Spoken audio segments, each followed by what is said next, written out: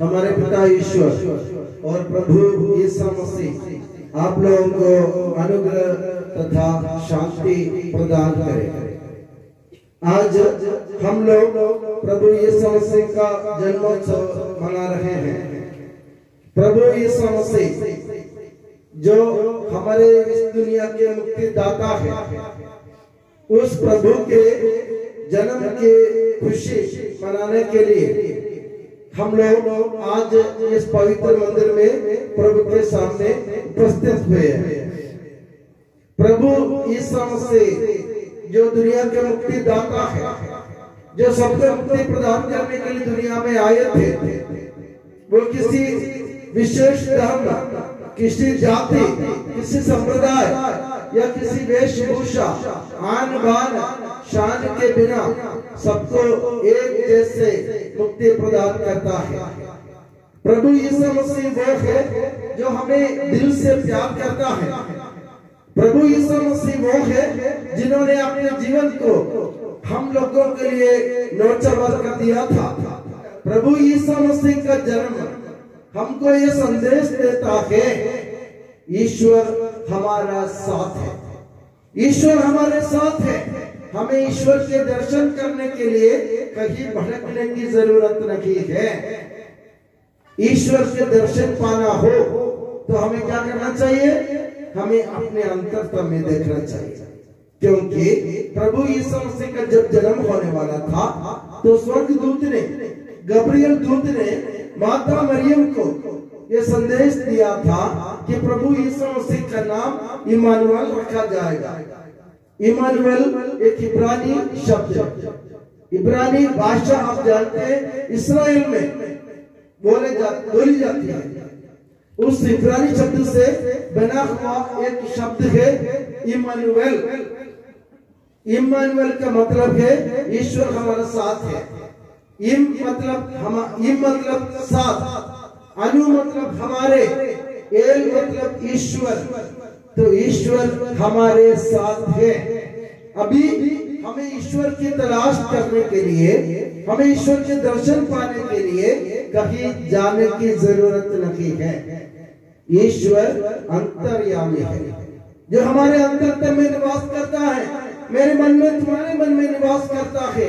वो ईश्वर जो हमारे अंदर निवास करता है, उस ईश्वर को पहचानने की जरूरत है। क्रिसमस ही संदेश देता है, ईश्वर को जो तुम्हारे अंदर में निवास करता है उसको पहचानो। अब ईश्वर को पहचानने के लिए हमें क्या करना पड़ेगा? तो बाइबल में ऐसा लिखा है कि ईश्वर का कोई रूप नहीं है। ईश्वर का कोई रूप नहीं है। ईश्वर ने किसी ने कभी नहीं देखा। अब और भी लिखा है बाइबल में, ईश्वर ने अपने रूप और अपने सादृश्य में इंसान का, मानव का सृजन किया। अब ईश्वर का रूप हमें कहाँ मिलेगा? ईश्वर के दर्शन हमें कहाँ मिलेगा? हमें ईश्वर के दर्शन मिलेंगे दूसरों के चेहरे पर, अपने भाई बहनों के चेहरे पर, अपने पास खड़े अपने लोगों के, अपने भाई बहनों के, अपने पड़ोसी के, अपने पहचान के लोगों के, अपने दोस्ती यारों के, अपने कुटुंबियों के, अपने बंधुओं के चेहरे पर ईश्वर का चेहरा छपा हुआ है। तो क्रिसमस, प्रभु यीशु मसीह का जन्म हमें यह संदेश देता है, दूसरों के चेहरे पर ईश्वर के दर्शन करो। इसके अलावा हमारे पास और कोई रास्ता नहीं है। हम लोग जब मंदिर में आरती करने जाते हैं, आरती उतारने जाते हैं, प्रभु के आराधना करने जाते हैं, ईश्वर की उपासना करने जाते हैं, ये सब व्यर्थ है। इसका कोई मतलब नहीं होगा जब तुम्हारे पास में खड़े तुम्हारे भाई को तुम नहीं देख पाओगे। पवित्र ग्रंथ बाइबल में प्रभु यीशु मसीह के चेले संत यूहन्ना ने लिखा है, ईश्वर प्यार है, ईश्वर प्रेम है। जो प्रेम करता है वो ईश्वर को जानता है, ईश्वर का दर्शन करता है। अगर तुम एक दूसरे से प्यार करो तो तुम्हें ईश्वर ही मिल जाएगा। मेरे प्यारे बंधुओं, प्यार करना सीखो, प्यार करना सीखो, प्यार के बिना, प्रेम के बिना ईश्वर हमें कभी नहीं मिलेगा। हम अपने पड़ोसी के साथ कैसे व्यवहार रखते, सोचिए, हम अपने पड़ोसी के साथ कैसे व्यवहार रखते हैं। हम सोचते हैं कि इसके रास्ते में थोड़ा पानी डाल दे, इसके घर तक पानी जाने दे, हम कभी गोबर पटक देते और उसके पैर में लग जा। हम सोचते हैं कि यार ये बहुत धन कमा रहे, हमको जलन होता, हम उनको अपने दिल से अपनाना नहीं चाहते। प्रभु ईश्वर कहता है, अगर तुम्हें मेरा दर्शन पाना हो तो तुम्हारे भाई की तरफ देखो। मलयालम में एक कवि ने ऐसा एक कविता लिखी है। वो कवि ने ऐसा लिखी है कि पास खड़े साजन को निखारने जिसकी ना हो आंख, अरूप ईश्वर अदृश्य बने तो क्या है आश्चर्य। कबीर हमसे कहता है कि जो तुम्हारे पास में खड़ा है, पास में खड़े तुम्हारे भाई को, बहन को देखने के लिए तुम्हारे पास आंख नहीं है, तो तुम उस ईश्वर को कैसे देख सकते हो जिसका कोई रूप नहीं है, क्योंकि ईश्वर का रूप इंसान के चेहरे पर छपा हुआ है। तो मेरे प्यारे बंधुओं, क्रिसमस का पहला संदेश अपने भाई, अपनी बहन, अपने पड़ोसी, अपने जो भी जितने भी अपने रिश्तेदार, अपने जितने भी अपने दोस्त यार हैं, उनसे प्यार करो, उनकी तरफ देखो, ईश्वर का चेहरा वही हमें दिख जाएगा। और दूसरा संदेश, प्रभु यीशु मसीह के जन्मोत्सव का दूसरा संदेश एक है। एक बार राजा अकबर, सम्राट अकबर, आप जानते हैं बहुत बड़ा सम्राट थे। राजा सम्राट अकबर एक बार उन्होंने सोचा कि मैं अपने पूरे परिजनों के साथ, पूरे कुटुंबियों के साथ, बंदीजनों के साथ, अपने सेनापति के साथ, महामंत्री के साथ मैं झील में सफर करता हूँ। तो एक बार सम्राट अकबर झील में सफर करने के, बहुत बड़े तालाब में नैया से सफर कर रहे थे और उनके सफर चालू हो गए, शुरू हो गए और सब बैठे थे नैया में। और सम्राट अकबर का इकलौता पुत्र उसकी गोद में बैठा हुआ था। और राजा अकबर की एक आदत थी, जब भी उसके मन में कोई शंका होती थी, राजा अकबर अपने महामंत्री बीरबल से सवाल करता था, बीरबल तुम ये बताओ ये कैसे क्या है। जैसे हम हिंदी में कहते ना, अटपटा सवाल और झटपटा जवाब। जैसे राजा के मुंह से सवाल निकलता, वैसे ही बीरबल के मुंह से जवाब निकल जाता था। और राजा सम्राट अकबर ने बीरबल से पूछा, बीरबल ईसाई लोग कहते हैं कि इंसान को बचाने के लिए, इंसान को मुक्ति प्रदान करने के लिए ईश्वर ईसा मसीह के रूप में इस धरती पर आ गया था। अब मैं तुमसे पूछना चाहता हूं कि ईश्वर तो ईश्वर है, इंसान को मुक्ति प्रदान करने के लिए ईश्वर को इस दुनिया में, इस संसार में आने की जरूरत क्या थी। ईश्वर ईश्वर है, वो एक शब्द बोलते हैं तो हमारी मुक्ति संभव हो जाती है। ईश्वर ऊपर बैठे हुए हमें मुक्ति दे सकते हैं, फिर ईश्वर इस दुनिया में क्यों आए। सबको हैरान करते हुए बीरबल चुप रहा। मैंने कहा ना, जैसे राजा के मुंह से सवाल निकलता, वैसे बीरबल के मुंह से जवाब भी निकल जाता था।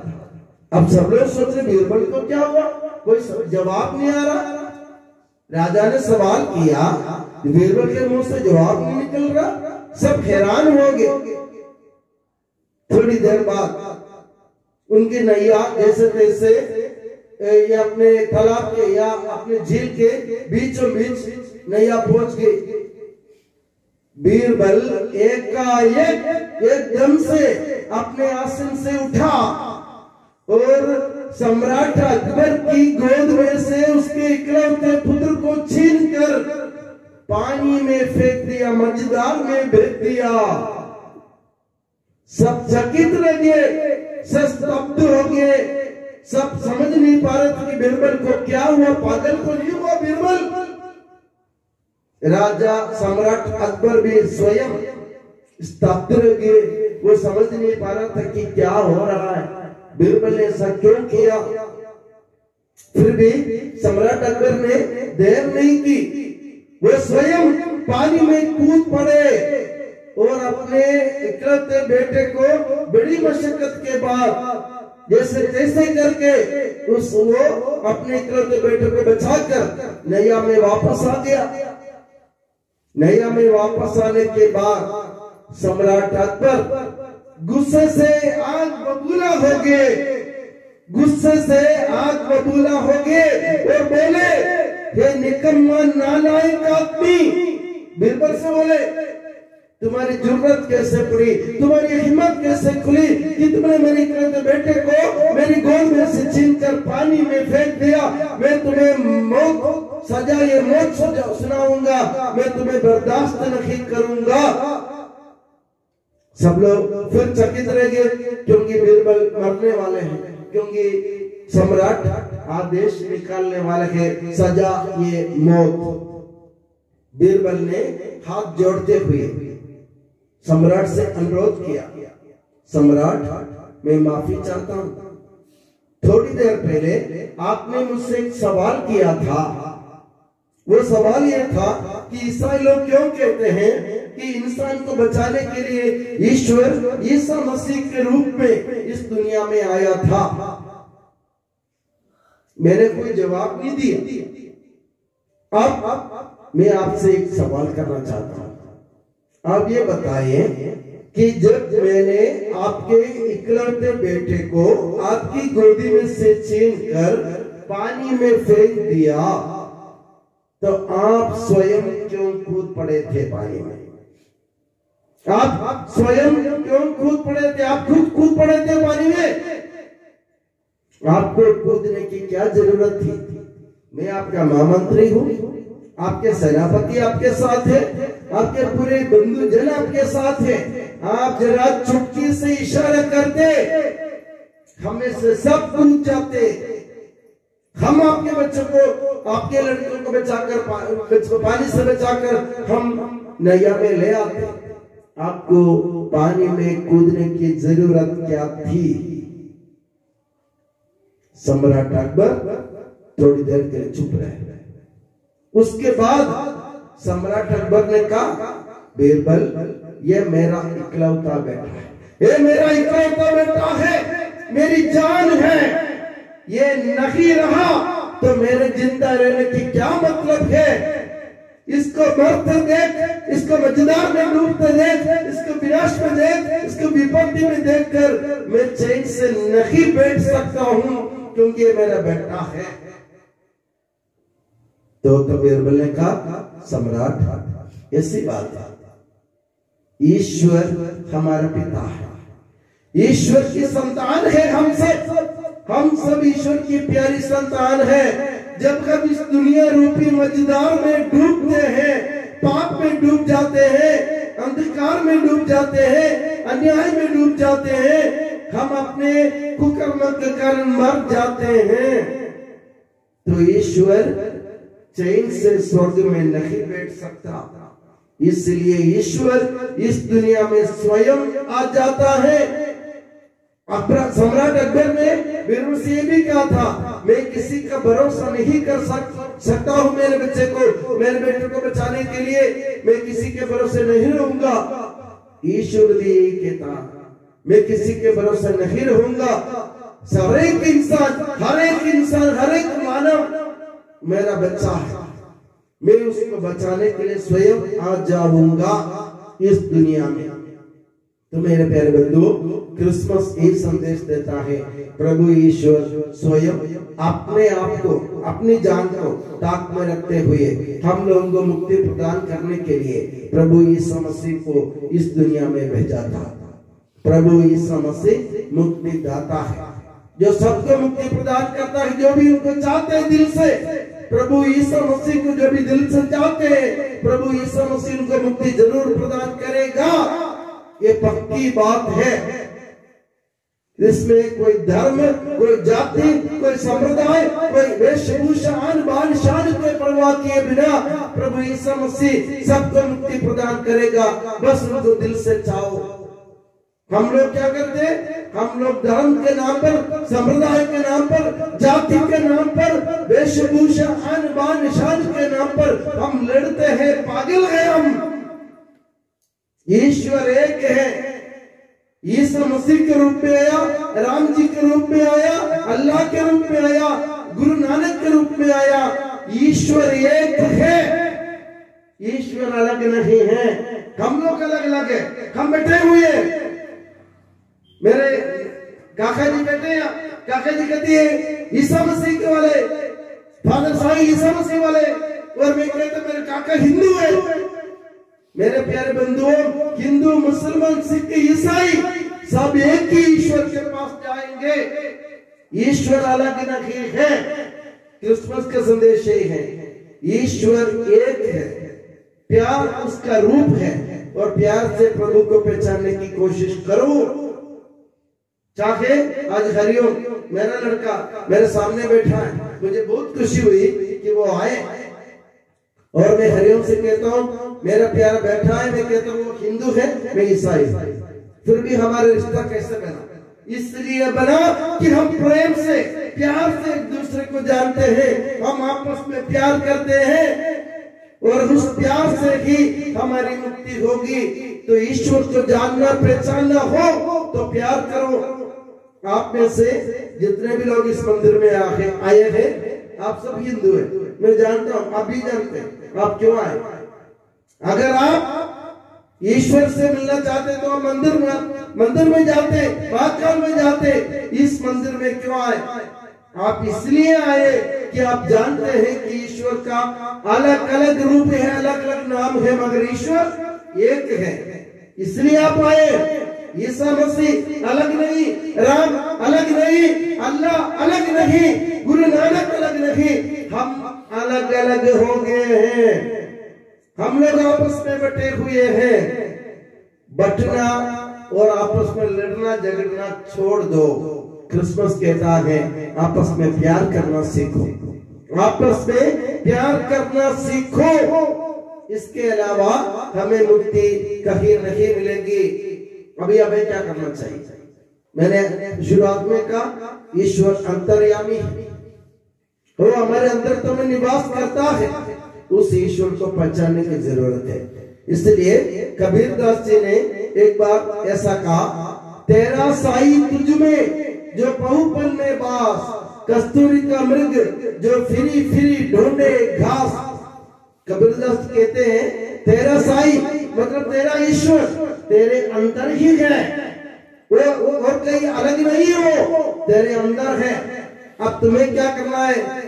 तुम्हें उसको पहचानने की जरूरत है। कबीरदास जी एक दृष्टांत देता है, हमें कहानी सुनाता है कि कस्तूरी के मुर्गी के बारे में आपने सुना होगा। कस्तूरी मुर्गी आपने सुना होगा, जिसकी नाभि से कस्तूरी के निकलते महक सुगंध निकलती है। मगर वो बेचारा कस्तूरी मुर्ग ये नहीं पहचान पाती और ये नहीं जान पाती कि मेरी नाभि से कस्तूरी की महक निकल रही है। इसलिए बेचारी जानवर वो क्या करता है मालूम है आपको?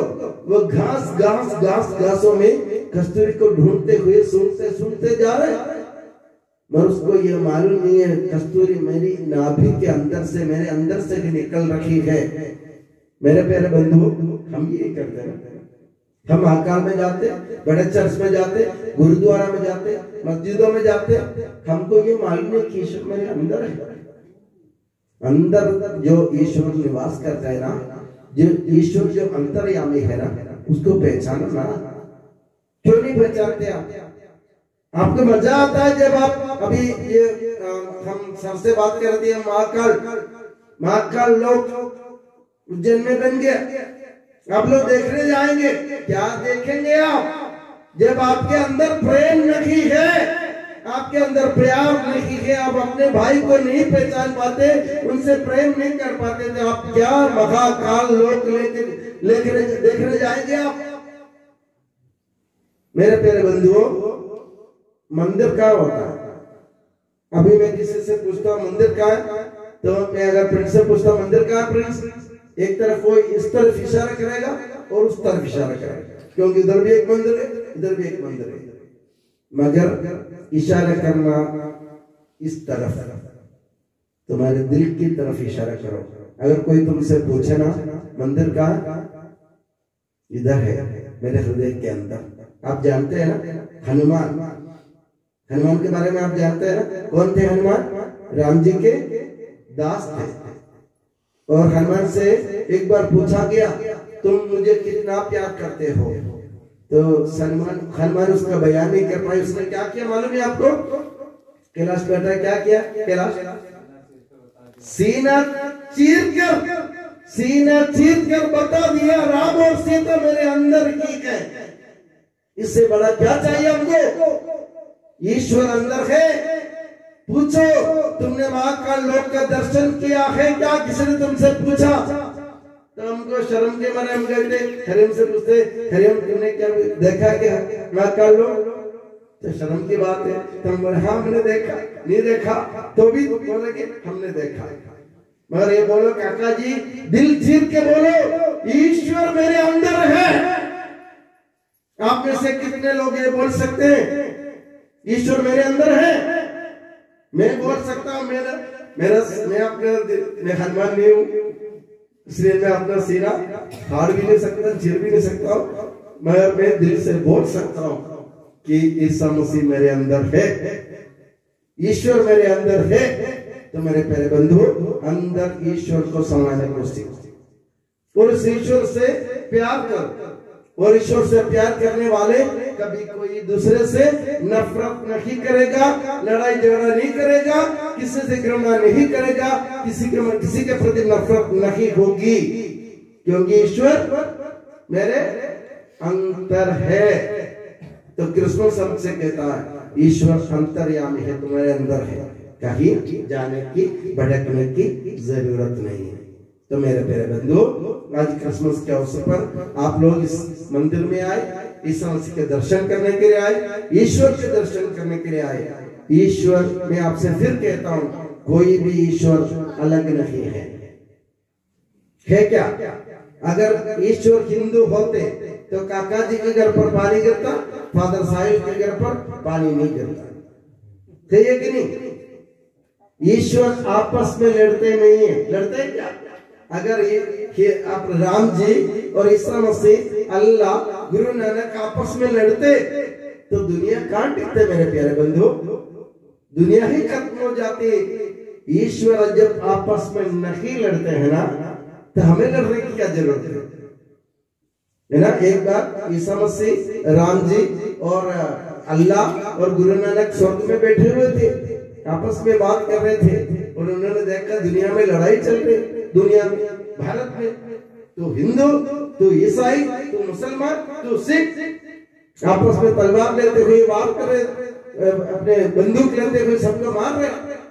तो ये तीनों चारों ईश्वर हंसने लगे, बोले कि पागल है, ये हमारे नाम से लड़ते और हम साथ में बैठकर बात करते हैं। ये हमारे नाम से लड़ते हैं और हम साथ में बैठकर बात करते हैं। मेरे प्यारे बंधुओं, पागल मत बनो, समझो कि ईश्वर एक है। मैं इनको ईसा मसीह का नाम लेता हूँ, प्रभु ईसा मसीह मेरा ईश्वर है। आप कहते हैं कि राम जी मेरा ईश्वर है, कोई कहता है कि अल्लाह मेरा ईश्वर है, कोई कहता है गुरु नानक मेरा ईश्वर है। मेरे प्यारे बंधुओं, एक ही तो है ना? जब मेरे को उज्जैन जाना होता है, मैं सीधे धर्ममंडला होते हुए सीधे मुल्लापुरा से घोड़ा प्रिपेयर करते हुए मैं उज्जैन पहुंच जाता हूँ। और कैलाश आता है, कैलाश सोचता है कि मैं मुल्लापुरा से नहीं जाऊंगा, मैं तो रामघाट होते हुए सीधे उज्जैन जाऊंगा। और हरिओम आगे उनका लगा कि ये रास्ता ठीक नहीं है, मैं इधर से दूसरी जगह से जाऊंगा। और आखिर में तीनों पहुंच गए कहाँ? घंटाघर में, उज्जैन में, फ्रीगंज में। और हरिओम से, हरिओम तुम पहुंच गए, और फादर आप पहुंच गए, कैलाश तुम पहुंच गए, पहुंचे तो एक ही जगह है कि नहीं? है कि नहीं? आप बोलो, पहुंचे तो एक ही जगह, रास्ता अलग अलग है मगर ईश्वर एक है। और हम उसको यीशु मसीह के नाम से पुकारते हैं, जिन्होंने हमें सिखाया दूसरों के लिए भलाई का काम करो, दूसरों के लिए अपना जान न्यौछावर करो। प्रभु यीशु मसीह ने क्रूस पर, ये क्रूस आपको दिख रहा है, क्रूस पर उन्होंने अपने जीवन हमारे लिए न्यौछावर कर दिया और बोला जीना सीखो, मरना मत सीखो। हम लोग मरना सीखते हैं ना, आज नहीं तो कल हम मरने की मजाक करते हैं, जीना कोई नहीं सीखते। यीशु मसीह कहते हैं जीना सीखो, जीना सीखो। हमें से कितने कलाकार है जो जीना सीखते है ना। हम 2-4 दिन पहले बात कर रहे थे, मैं कभी सर से मजाक करता हूँ, मैं कभी सर से हिसाब मांगता, सर हिसाब, अरे फादर जी कल देंगे। तो मैंने कहा सर कल किसने देखा, कहा मैं कल नहीं रहा तो क्या करूं। मगर हमको ये सोचना है, मरने के बारे में मत सोचो, मैं भी मरने के बारे में सोचता हूँ कब मेरी मृत्यु होगी, है ना। हमें जीने के बारे में सोचना है, ईश्वर हमें जीना सिखाता है। इसलिए प्रभु यीशु मसीह इस दुनिया में आए थे हमको जीना सिखाने के लिए। जियो, दिल भर के जियो, मगर क्या करना चाहिए, दूसरों के चेहरे पर ईश्वर को देखो, दूसरों के चेहरे पर ईश्वर को देखो। जो भी तुम्हारे सामने आ जाए वो ईश्वर। ये समझो मेरे प्यारे बंधुओं, ये तो आप लोग कितने भी पुण्य का कार्य आप जो कहते हैं वो करेंगे, उससे कुछ नहीं होगा। मंदिर जाने से कुछ नहीं होगा, आरती उतारने से कुछ नहीं होगा, दर्शन करने से कुछ नहीं होगा। होगा तब जब हम दूसरों के चेहरे पर ईश्वर को देख पाएंगे। क्रिसमस हमसे ये कहता है, दूजों की सूरत पर ईश्वर की मूरत का दीदार करो। तो आज हम ये प्रण लें, हम चाहे कोई सा भी धर्म का हो, कोई जाति का हो, कोई धर्म का हो, कोई संप्रदाय का हो, हमें सिर्फ ये सोचना है जो भी इंसान मेरे सामने आता है वो ईश्वर है। हम ऐसा सोच सकते हैं क्या, सोच सकते हैं क्या, नहीं सोच सकते। आप तो मुंडा हिला रहे, मुझे मालूम है कि तुम सब मुंडा हिला रहे हैं, कहीं मतलब को नहीं, मैं मालूम है। यहाँ से निकलेंगे 2 मिनट में दूसरों से गाली पकड़ा शुरू कर देगा।